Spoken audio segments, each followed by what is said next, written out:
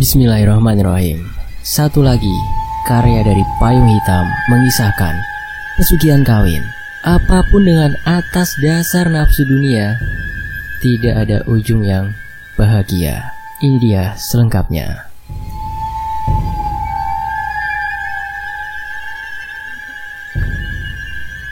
Assalamualaikum teman-teman. Cerita yang kali ini penulis dapat dari narasumber channel YouTube Rizka Wadiono yang bernama Mas Danu, yang ngirimin ceritanya ke email Bang Rizka. Jadi penulis sama Bang Rizka akhirnya sepakat buat kerjasama untuk menuliskan cerita dari masing-masing narasumber kami. Pastinya dengan kesepakatan narasumber ya. Cerita ini penulis bagikan dengan aman karena kita saling sepakat sharing. Kalaupun ada narasumber yang gak bersedia, juga kita gak akan memaksa. Dan lagi-lagi, ini terjadi di suatu desa kecil di Indonesia.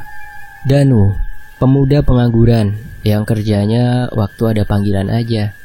Seperti mungkin ada orang mau pasang pipa, gali tanah, sambung kabel, dan lain-lain. Karena desanya yang kecil itulah lapangan pekerjaan sedikit banget. Ditambah lagi, Danu cuma tamatan SD. Itu mereka yang pilih untuk gak lanjut berpendidikan. Malah teman Danu yang bernama Rian justru gak pernah makan bangku sekolah. Memang di desanya Mas Danu ini banyak sekali pemuda yang nganggur dan kerja serabutan. Mungkin karena faktor lingkungan itu berpengaruh untuk gak lanjutin pendidikan. Jadi suatu saat ada panggilan pekerjaan yang lumayan menjanjikan buat Mas Danu dan dua temannya, Mail dan Rian. Tawaran ini disampaikan dari seorang sepuh desa. Bisa dibilang orang yang dieluk-elukan karena beliau tokoh agama atau ahli agama lah. Panggilan sepuh ini Mbah Ar, waktu itu tahun 2000. Waktu Mas Danu masih jadi bujangan, awalnya Mas Danu lewat depan rumah Mbah Ar. Disitulah dipanggil Mas Danu yang awalnya disuruh betulin pipa paralon di rumah Mbah Ar yang bocor. Mbah Ar ini laki-laki ya. Selesai kerja, Mbah Ar ini ngajak ngopi sambil ngobrol-ngobrol dengan Mas Danu di teras rumah Mbah Ar. Yang intinya, Mbah Ar ini nawarin buat kerja di tempat pengobatan tradisional. Cukup menjanjikan penjelasan dari Mbah Ar, karena Mas Danu juga butuh pekerjaan. Akhirnya, tanpa babi bu, Mas Danu langsung nerima tawaran itu. Besok, setelah sholat Jumat, ajak teman-temanmu. Kita pergi ke sana. Biar Mbah kenalin sama pemilik pengobatannya, ajak Mbah Ar pada Mas Danu. Setelah pamit, Mas Danu langsung sampaikan ajakan Mbah Ar ini ke temannya, Mail. Kemudian disusul jalan berdua ke rumah Rian. Sampai di sini, aku bakal ceritain dari sudut pandang pertama Mas Danu ya, supaya teman-teman juga gampang ngerti alurnya. Dan ini sudut pandang Mas Danu. Memang apa saja kerjanya Nu? Terus berapa lama kita bakal kerja? Nah, gajinya berapa tuh? Tanya Rian waktu aku baru sampai di rumahnya untuk ajak dia kerja. Aku belum dijelasin sih, tapi itu bisa dijelasin nanti di tempat kerjanya. Yang penting kamu mau apa enggak? Yang namanya kerja udah pasti dibayar lah, Mail. Habis ini kita ke tempat Rian. Jelasku bersemangat kepada Mail. Ya udah yuk, aku ikut. Kapan lagi ya kan? Hehe, daripada nganggur, kata Mail. Setelah itu barulah kita nyamperin Rian di rumahnya dan aku ngejelasin kayak apa yang aku jelasin ke Mail tadi. Rian dengan semangatnya sama dengan aku dan Mail dan sepakat akan bertemu Mbah Ar esoknya setelah sholat Jumat. Ya ampun, kalian jalan kaki? Sambut Mbah Ar dari dalam rumahnya ngelihat aku, Rian dan Mail di depan rumahnya. Kami baru saja selesai sholat Jumat saat itu. Jauh loh lokasinya. Maksud saya bawa kendaraan supaya saya bisa antar kalian. Jelas Mbah Ar yang kebingungan. Akhirnya karena Mbah Ar gak mungkin ikut jalan kaki dan beliau pun gak punya kendaraan, kami diberi secari kertas berisi alamat yang beratasnamakan Bu Nining untuk cari sendiri lokasinya. Ya bagaimanapun kami harus tetap berangkat. Mbah Ar juga nitipin kita satu surat tanda kalau kita mau kerja di tempat Bu Nining. Mau gak mau kita harus berangkat ke sana dengan usaha sendiri, karena katanya perjalanan ke sana memakan waktu 2 jam. Setelah mikir, akhirnya kita sepakat numpang mobil pickup orang yang searah jalannya. Udah sampai di lokasi sesuai arahan Bahar. Tapi, menurut supir pickup, desa ini masih masuk ke dalam. Cuma jalan setapak menuju ke sana. Akhirnya kami turun dan jalan lumayan jauh ke dalam. Sempat terbesit di pikiran kami, siapa yang mau datang ke sini untuk berobat? Apalagi kerja. Lokasi yang masuk ke perkebunan dengan jalan yang sempit pula jauh dari pemukiman warga. Gak lama setelah itu, kami lihat ada bangunan seperti perumahan yang aku kira itu awalnya pondok pesantren. Yap, betul, inilah lokasi kami bekerja. Tapi bukan pondok pesantrennya ya, cuma bangunannya aja serupa. Kami mengetuk pintu bangunan itu dan menanyakan kejelasan alamat ini dengan seseorang yang membukakannya, entah siapa itu. Apa betul ini yang dimaksud Bahar? Ternyata betul. Akhirnya sore itu kami sampai juga setelah perjalanan jauh. Dipanggilkan Bu Nining dengan orang yang menyambut kita tadi. Setelah itu kami menjelaskan kedatangan kami dan memperkenalkan diri, memberi kertas titipan Bahar dan langsung dipersilakan masuk oleh Bu Nining. Ini tempat apa ya Bu? Pondok ya? Tanya aku waktu dipersilakan duduk. Bukan Nang. Ini tempat berobat, tapi bukan pengobatan medis. Jelas Bu Nining, dan aku pun paham. Di sini ada pekerjaan untuk kami kan Bu? Kira-kira pekerjaannya apa ya? Tanyaku berusaha membuka pertanyaan. Iya betul. Tapi sebelumnya, apa kalian sudah menikah? Masih perjaka maksud saya? Tanya Bu Nining. Aku, Rian dan Mail agak terkejut. Kenapa hal seperti itu yang ditanyakan? Perjaka ting-ting atau enggak? Iya Bu, masih. Memang kenapa ya? Tanya aku, agak terbata. Intinya Bu Nining menjelaskan itu cuma sekedar persyaratan untuk kerja di sini. Setelah itu kami diajak berkeliling tempat tersebut dan dijelaskan di sini pekerjaan kami hanya jadi pelayan.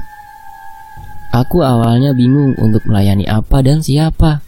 Akhirnya diajaklah kami ke lokasi lebih dalam dari lingkungan bangunan-bangunan menyerupai pondok pesantren itu. Bu Nining berhenti di depan ruangan kosong yang ternyata di dalamnya ada ruangan berpintu lagi, gelap dan remang-remang. Cuma mengandalkan cahaya lilin di beberapa sisi ruangannya. Saat itu juga kami dipersilahkan duduk dan Bu Nining mengetuk pintu kamar tersebut. Dari ruangan itu muncul seorang perempuan berkerudung hitam. Bukan kerudung muslim, tapi sekedar kain yang menutupi kepala tanpa tersibak sedikit pun, yang dipanggil Nyai. Perempuan itu perlahan duduk di hadapan kami. Kami gak bisa melihat jelas wajahnya, tapi kami bisa tahu perempuan itu masih muda. Terlihat dari kulit kencangnya di bagian bahu yang sedikit terlihat. Wanita itu cuma menggunakan jarik yang menutupi tubuhnya dari dada sampai lutut. Ih, merinding saya. A'udzu bikalimatillahi tammati min syarri ma khalaq. Berdoa dulu ya. Lanjut. Bu Nining akhirnya menjelaskan inti dari pekerjaan kami. Jadi, kami diminta melayani perempuan itu layaknya suami istri. Kami terkejut awalnya, karena betul-betul kita bertiga yang melayani perempuan itu secara bergantian. Tapi semua itu jika ikhlas dilakukannya, Tuhan akan mengampuni segala dosa kami jika berkehendak, dan kami akan dibayar dengan jumlah besar. Sekte sesat apa ini? Astagfirullah. Dengan menyetubuhi perempuan itu, Bu Nining juga mendapat kesempatan untuk menolong orang-orang yang membutuhkan kesembuhan dari penyakit santet yang zalim. Bu Nining juga menegaskan bahwa beliau sangat anti dengan santet.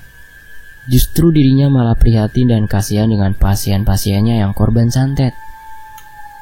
Semua kemampuan Bu Nining ini atas kehendak dari Yang Agung Nyai, yaitu perempuan di depan kami, dan juga kehendak Tuhan, katanya.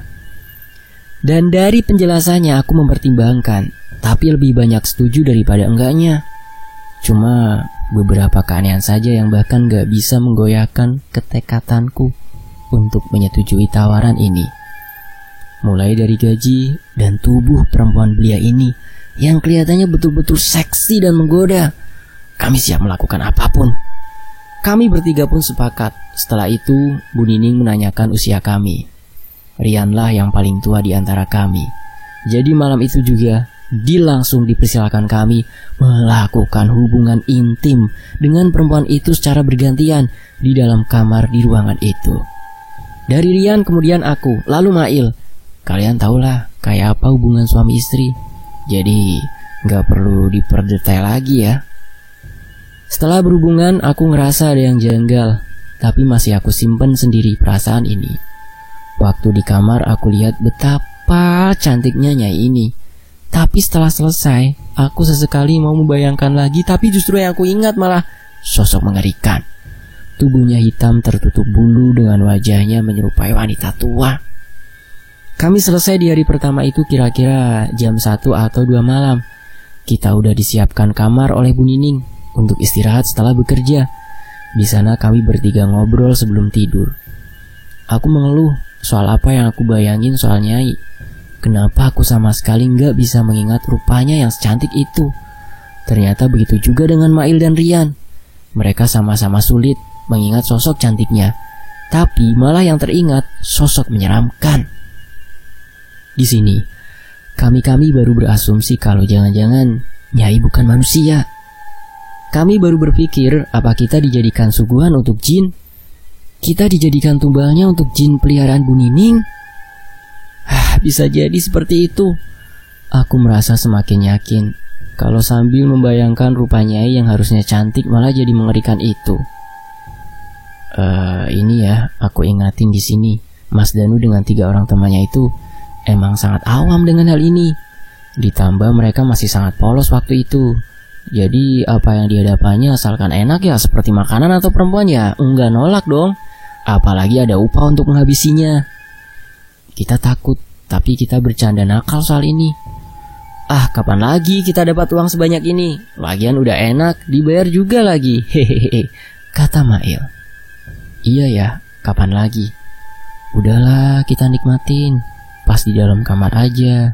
Selesainya yang penting uang. Pulang ke desa bawa uang banyak. Jelas aku. Udah mantap juganya itu. Cantik, seksi. Udah betul gak usah dipikirin pas udahannya. Yang penting balik kampung kaya toh. Tutup Rian yang juga setuju dengan aku dan Mail.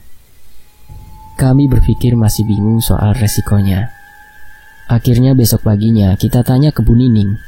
Waktu itu Bu Nining menjelaskan sama seperti awal, kita akan bekerja. Gak ada resiko, katanya. Bu Nining menekankan kembali bahwa yang kita lakukan justru bisa menutupi dosa. Itu hal yang lazim dilakukan. Astagfirullah, jangan ditiru ya. Dan kalau kita misalnya mau berhenti dari pekerjaan ini, kita sendiri yang harus mencari penggantinya. Dengan syarat yang sama, yaitu laki-laki perjaka dan belum menikah. Pekerjaan ini cuma bisa dilakukan pada hari Jumat saja. Jadi waktu kita mau melakukannya, ya lakuin, nanti kita dibayar. Tapi kalau udah gak mau melakukannya, seperti yang tadi dibilang, harus dapat pengganti dari kita. Soal umurnya yang buat aku terkejut, sebetulnya Nyai berumur ratusan tahun. Nyai bukanlah manusia. Bu Nining menjelaskan itu semua dengan gamblang, tapi meyakinkan kami juga. Kalau Nyai bukan jin yang suka menakut-nakuti atau mengganggu. Nyai cuma butuh kasih sayang lelaki perjaka, supaya Nyai bisa memberikan kekuatan untuk Bu Nining, untuk menyembuhkan orang-orang dari jeratan teluh dan santet. Dari penjelasan Bu Nining, aku merasa berat buat tanya soal sosok hitam berbulu lebat yang selalu terlintas di pikiran kami. Tapi aku mengurungkannya karena Bu Nining terlihat menghormati sang Nyai. Singkat cerita, kami akhirnya memutuskan untuk pulang ke desa dan diperbolehkan oleh Bu Nining. Saat pamit, kami dititipkan kantung kecil putih untuk Bahar dari Bu Nining. Dan pesan Bu Nining untuk kami yaitu, kalau mau datang kembali datanglah. Bu Nining siap membayar kami dengan bayaran yang sama atau bahkan lebih. Tapi ingat, hanya bisa dilakukan di hari Jumat. Di perjalanan pulang, aku iseng buka kantung yang diberikan untuk kami. Betapa kagetnya, kantung itu ternyata berisi emas berbentuk batu tak beraturan. Di arah yang sama saat kita pulang, kami cek ke toko emas untuk meyakinkan itu emas betulan atau bukan.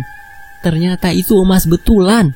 Aku betul-betul senang bisa kaya mendadak. Kami lanjutkan perjalanan pulang untuk mampir ke rumah Mbak Ar, karena Bu Nining juga menitipkan kantung putih kecil untuk Mbak Ar. Tapi untuk Mbak Ar, kantungnya ringan, beda dengan milik kita bertiga. Waktu aku iseng buka, aku bingung karena isinya cuma setangkai bunga. Entah bunga apa itu. Sampai di rumah Mbak Ar, kami tadinya mau tanya apa maksud bunga setangkai itu. Tapi karena merasa gak sopan udah mengintip isi kantung itu, aku gak jadi tanya akhirnya. Besoknya kami tukar semua emas kami dengan uang. Saat itu juga, kami langsung beli motor yang pada saat tahun 2000-an itu lagi hits-hitsnya. Kami beli secara cash. Bahkan uang itu tersisa untuk kami beli baju dan pegangan untuk seminggu ke depan. Sejak saat itu, setiap hari Jumat kami rela datang dari jauh untuk bekerja di tempat Bu Nining. Kami melakukan itu kurang lebih dalam waktu 2 bulan. Kami bisa membeli tanah.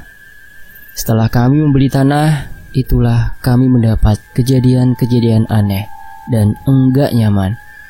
Aku sering merasa cepat lelah, padahal aku tahu betul karena terbiasa kerja dari pagi sampai sore.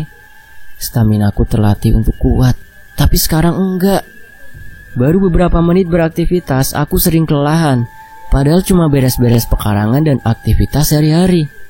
Awalnya aku pikir mungkin karena aku sekarang kemanapun udah gak pernah jalan kaki. Namanya juga udah jadi wong sugih kan. Hehehe. Akhirnya, aku jadi jarang sekali bertemu dengan 2 temanku. Paling bertemu saat kami ke tempat Bu Nining di hari Jumat itu. Orang di rumahku, orang tua dan keluarga temanku gak ada yang tahu soal apa pekerjaan kami. Mereka taunya kami mandor dan bekerja di pabrik saja. Ini pesan dari Mbah Ar yang menyuruh kita untuk enggak buka mulut ke orang-orang soal pekerjaan kami. Menurut Mbah Ar, yang bisa dapat pekerjaan ini ialah orang-orang pilihan, karena kami orang bersih. Ada perasaan bangga sih dibilang seperti itu. Makanya kami nurut aja untuk tutup mulut. Beberapa bulan kemudian, fisik kami sama sekali nggak sanggup untuk ke tempat Bu Nining. Kadang aku datang sendiri, kadang cuma berdua, atau bahkan temanku aja yang datang. Aku banyak makan karena aku sering kelaparan, tapi nggak pernah merasa kenyang. Aku bisa makan 5-6 kali dalam sehari. Tapi semakin hari tubuhku semakin kurus. Nggak sampai kurus banget, tapi dari sebelumnya, aku kelihatan lebih kurus. Aku sempat periksa ke dokter untuk kontrol gizi, tapi tetap aja aku nggak ada perubahan, walaupun udah diberi pengarahan. Karena putus asa menganggap penyakit ini serius dan nggak wajar, aku mengajak Rian dan Mail untuk bertemu orang pintar. Perasaanku ini ada hubungannya dengan pekerjaan dari Bu Nining. Saat kami berobat ke orang pintar, kami sama sekali nggak cerita soal Bu Nining, karena ingat pesan Mbah Ar. Dari penerawangan orang pintar ini, banyak anak-anak kecil tanpa kepala. Anak-anak itu ikut kemanapun kami pergi. Bahkan mereka ada di sini sekarang. Anak-anak ini gaib mungkin. Kami gak bisa melihat, tapi Mbah orang pintar ini bisa melihatnya. Kira-kira jumlahnya 7 atau 6 anak sedang duduk di belakang kami. Astagfirullahaladzim. Aku dan Rian kurang percaya. Akhirnya orang pintar ini merapal mantra pada segelas air. Lalu air itu dioleskan ke mata kami. Walau dalam mata tertutup, kami bisa melihat keberadaan mereka. Betapa terkejutnya. Yang dibilang orang pintar ini betul. Banyak anak-anak tanpa kepala. Karena gak tahan melihat kengeriannya, aku langsung melotot dan sosok anak kecil itu hilang. Dari mana bocah ini? Tanya orang pintar tersebut serius. Kami diam 1000 bahasa. Setelah itu, orang pintar ini menjelaskan kalau anak-anak ini bukan karena kami ketempelan. Anak-anak ini datang dan kondisinya terawat. Tepatnya, anak-anak ini seperti dipelihara. Orang pintar itu meyakinkan kembali. Apa kalian sengaja memelihara? Kami betul-betul gak bisa jawab. Aku tetap gak mau mengungkap keadaan yang sebenarnya. Kami berlagak gak tahu menau apapun. Karena kami bungkam, akhirnya orang pintar tersebut gak bisa bantu apapun. Gak menemukan solusi apapun. anak-anak ini adalah jin bertuan. Mereka bakal pergi kalau disuruh tuannya pergi. Orang pintar ini hanya bisa mengusir jin tak bertuan. Orang pintar tersebut enggak tahu harus berbuat apa. Alasan kami cepat capek dan selalu lapar tanpa kenyang, karena anak-anak itulah yang menyerap sari-sari tubuh dari kami, termasuk energi. Ya, jadi selama ini kami makan juga untuk makan mereka, menurut penjelasan dari orang pintar tersebut. Karena nggak ketemu solusinya, kita sepakat ke rumah Mbah Ar untuk mengeluhkan ini. Dari Mbah Ar, akhirnya kami ke tempat Bu Nining untuk membicarakannya lebih detail. Aku lumayan kesal dengan Bu Nining, karena beliau nggak menjelaskan tentang bagian ini. Aku yakin banget anak-anak ini ikut karena tugas kami melayani Nyai. Mau marah pun segan, karena kehidupan kita jadi lebih makmur karena Bu Nining. Biarpun keadaan fisik kami bisa dibilang miris. Dengan santun Mbah Ar menjelaskan protesan ini dan tunduk dengan Bu Nining. Kami bingung, karena Mbah Ar jauh lebih sepuh secara umur daripada Bu Nining. Tapi ya biarlah, mungkin emang watak Mbah Ar seperti itu. Tanggapan Bu Nining dengan santainya bilang, bocah-bocah ini datang untuk menjaga kalian. Mereka nggak berbahaya. Dari penjelasannya jelas berbeda dari yang dijelaskan orang pintar kemarin. Efek dari anak-anak itu betul-betul buat kami nggak punya gairah hidup. Ini malah menuju fatal. Aku akhirnya memutuskan untuk di hari itu juga, aku putus kontrak dengan Bu Nining. Aku mau memulai hidup yang normal lagi.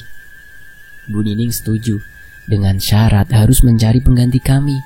Karena tanpa pengganti kami, Bu Nining gak akan bisa melepas anak-anak tersebut dari kami. Yang lebih mengejutkan menurut Bu Nining, ternyata anak-anak itu adalah anak hasil hubungan kami dengan Nyai. Anak itu dihasilkan dari sperma kami sendiri. Walaupun mereka bukan manusia, kami tetaplah bapak dari anak-anak tersebut.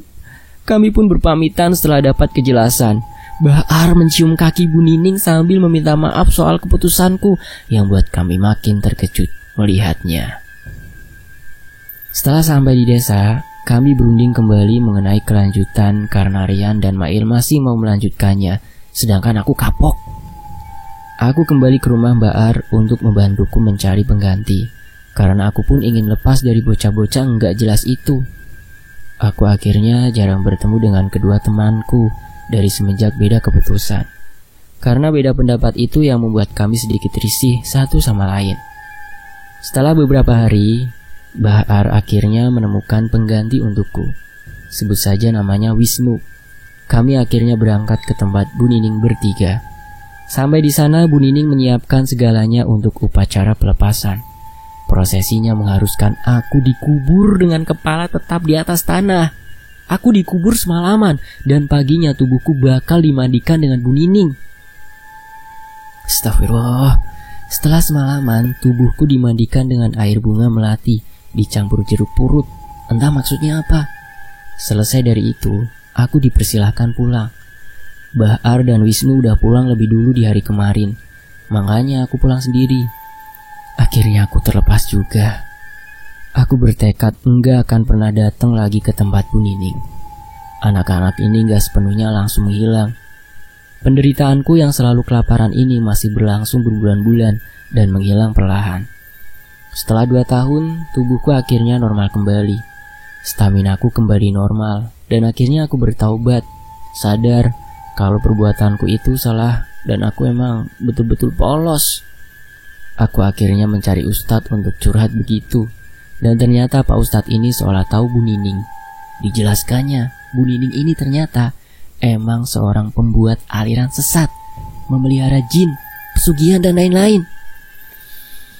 Mengenai Mbah Ar dan 2 temanku, biarkan saja begitu tanpa tahu kabarnya.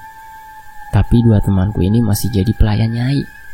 Sampai di tahun 2007, aku dengar kabar Bu Nining diusir dari desanya. Mungkin ada kaitannya dengan aliran sesat ini dan diketahui warga. Sampai akhirnya di tahun 2009, Mbah Ar meninggal dunia. Entah karena apa, tapi emang beliau udah sangat sepuh. Dan itulah cerita pengalamanku waktu muda dulu. Sekarang aku udah tobat dan gak akan lagi mau mengikuti aliran nggak jelas. Dan demikianlah sekelumit tentang aliran sesat. Semoga kita selalu dilindungi ya dalam segala hal. Saya pamit, makasih untuk payung hitam ya. Makasih juga untuk teman-teman yang udah menyimak kisah ini. Saya pamit ya. Wassalamualaikum. Alhamdulillahirrabbilalamin.